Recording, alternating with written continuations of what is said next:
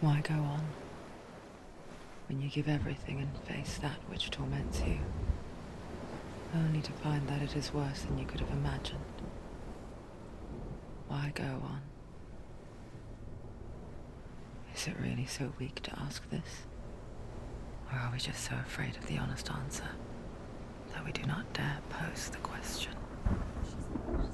Sometimes the answer lies in a memory, a feeling, a song.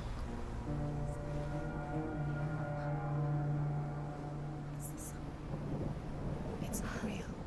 It's a trick. It's not real. It is real. Listen to it. Don't give up. Dillian. It's Not like this. It's not real. It is real. It's a trick. Don't trust it. Maybe you're already dead. Who are you? Do you still believe in me, Senua? No. It's Enough. It's a trick. It's a trick. He's already dead. He can't be here. It's impossible. Dillian. Come to me. Please.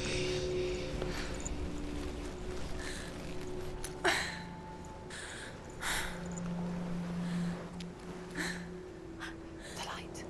Go towards the light. It's him. There he is. It can't be him. It's just a trick. It's in your mind. No, he's here. It's in your mind. It's real. It's happening.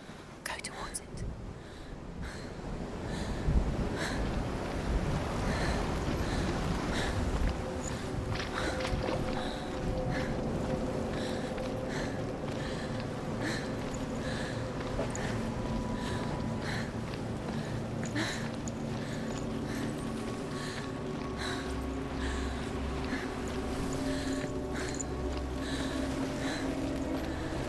There it is.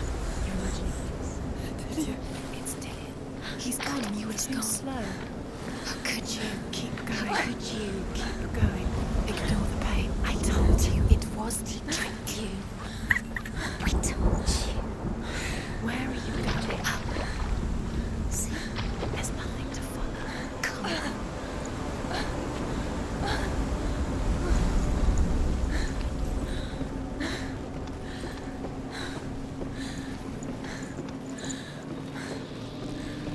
Before she first met him, she was not in a good place.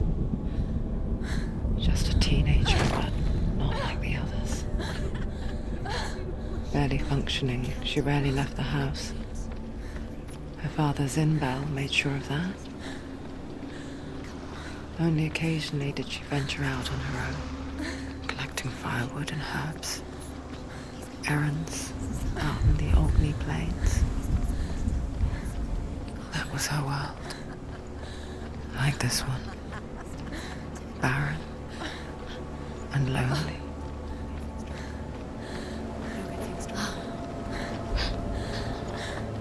It's already disappeared. Nothing lives here, not even you. It's in your mind. You think you can see it, but it's in your mind. There's a trap. There he was. The lone figure of a boy. He's there, under the tree. Sword play under the shade of a tree. You have to. She remembers the first time she saw him. To her young eyes, he moved as if dancing, and the world danced with him. You have to keep The gloom lifted, and for the first time in years, she felt a ray of hope. The Northmen tell of a great hero. His name is Sigmund. His father's hall was built around a great tree, and one day Odin comes and thrusts a sword into the tree, a gift to whomever can release it. Many try, but the sword only comes out at Sigmund's touch. His brother-in-law, King Siggeir, wants it, but Sigmund refuses him, so King Siggeir plots revenge. He invites Sigmund and his brothers to a feast, but when they arrive, they are met with an army, not a warm welcome. King Siggeir captures Sigmund and his brothers, steals his coveted sword, and readies them for execution.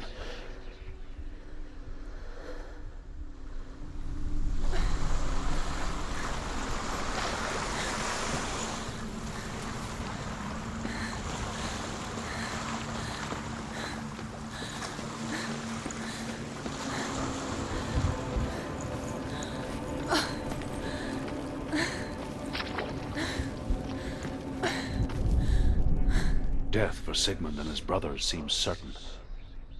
But the king's wife is Sigmund's sister, and she begs for mercy and implores the king to chain them up instead. He agrees. Not for mercy, though, but because he plans an even more cruel and lingering death. Chained to a tree in the forest that night, a she-wolf comes and devours one of Sigmund's brothers. She returns, ravenous, night after night, until only Sigmund is left. The next day, Sigmund's sister sends a servant with honey to smear on Sigmund's face. But to what end? Well, that night, when the she-wolf appears again, you'll never guess what happens.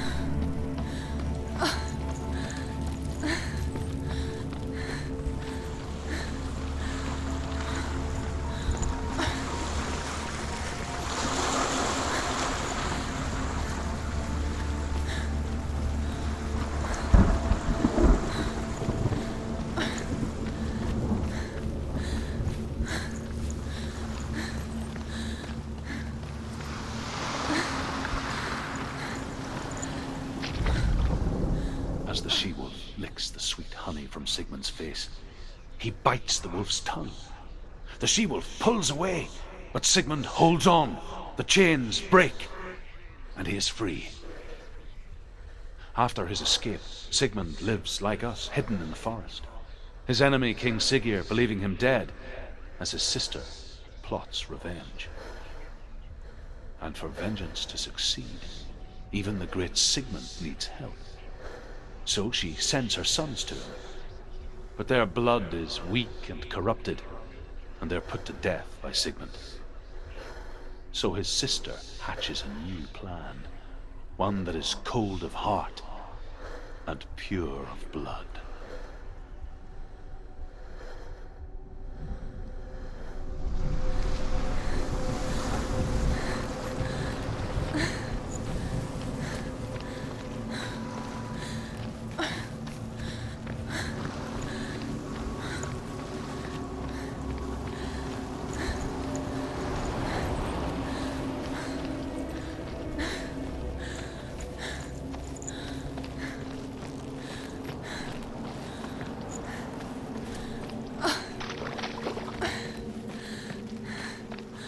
Day after day, watching from afar, she mimicked him, perfecting her own secret dance, wishing those fleeting moments of light would stretch out to last forever.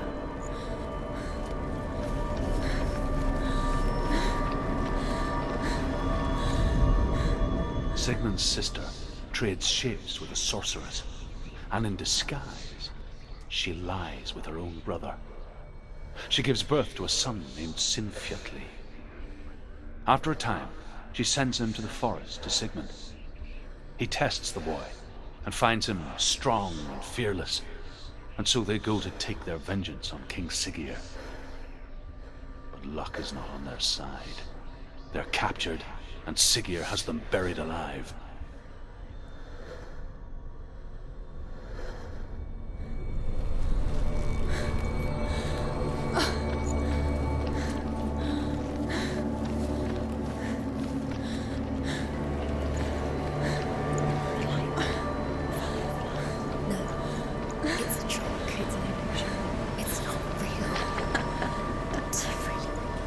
You want to believe it's real, but it's a trick.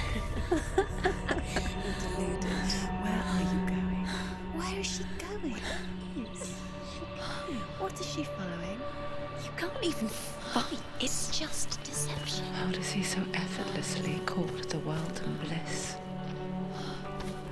If only she could do the same. See the world through eyes anew and dance with it, just like he does.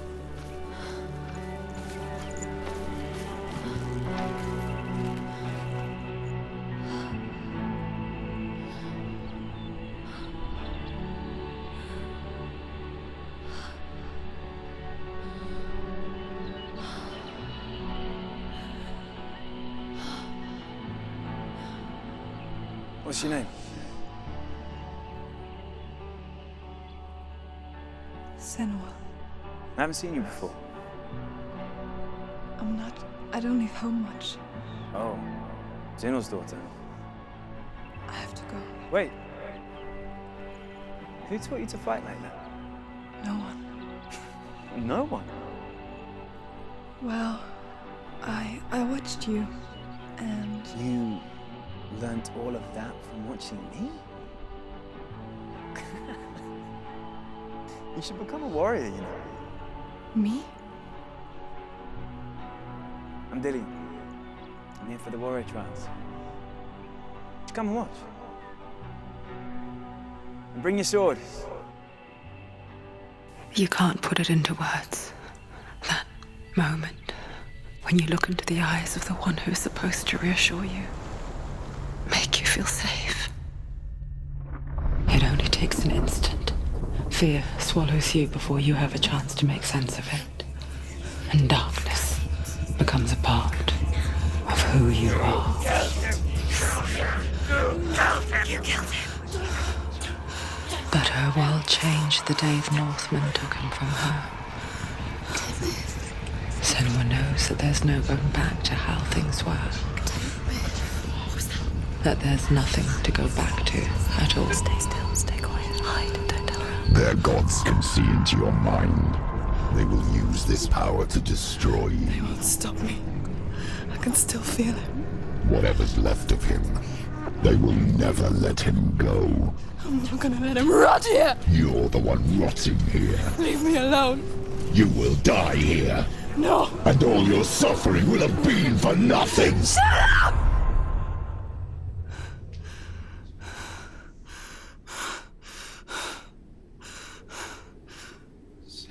Dillion? Is that you?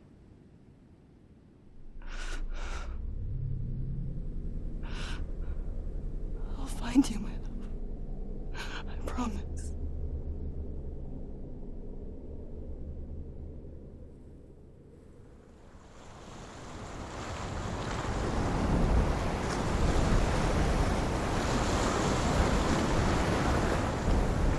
That tree. Can you see him? You want to believe it. Is he not real? Is he there? You're alone in these mountains. Is that Lilia? Nothing lives here. You won't survive. You met him by the tree. She met him by the tree. Maybe it's a sign, the tree. What's he trying to tell you? As Sigmund and Sinfjotli are being buried alive, Sigmund's sister throws an armful of straw into the grave mound. Hidden in the straw is Sigmund's sword, the gift of Odin. They cut their way out of the grave mound and set fire to Siggeir's hall. The king burns to death. Sigmund calls to his sister to come out so that she may live and be honored. She does come out, but only to tell him the truth. That she had slept with him, her brother, to beget a strong avenger. I am not fit to live, she says, and walks back into the fire. Strike vengeance from your heart, Senua, as there is always a heavy price to pay.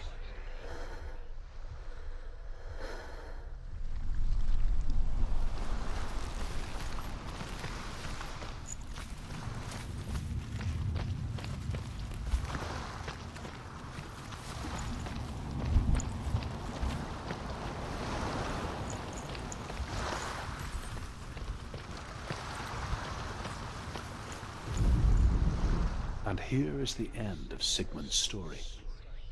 He was a fierce and great warrior who fought many battles. But one day, An old man came onto the battlefield.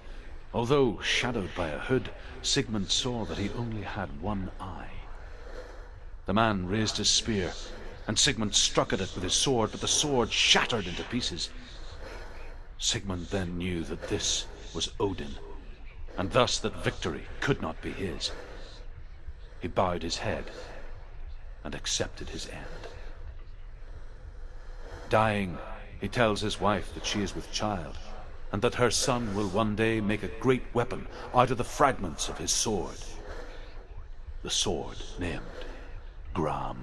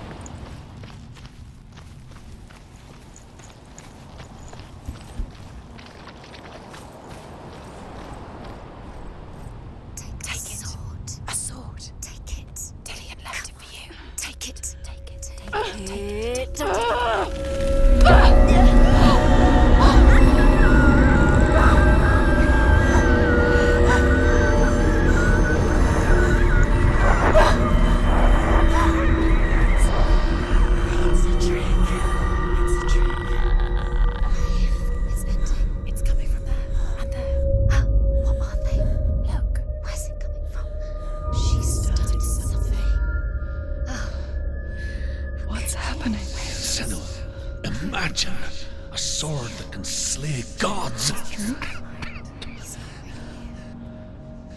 Its name is Gramr.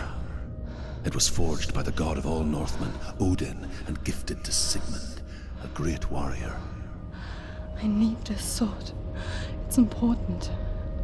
Can you help me? The sword appears whole, but it is an illusion. It shattered into shards long ago. It is said a great warrior can reforge Gramr by answering the trials of Odin, one for each shard. The roots of the Tree of Death will take you to new lands where you will face the trials. Go to the shards. Go to the shard. Go to the shards. What's the shard? Find it. It's the metal runestone.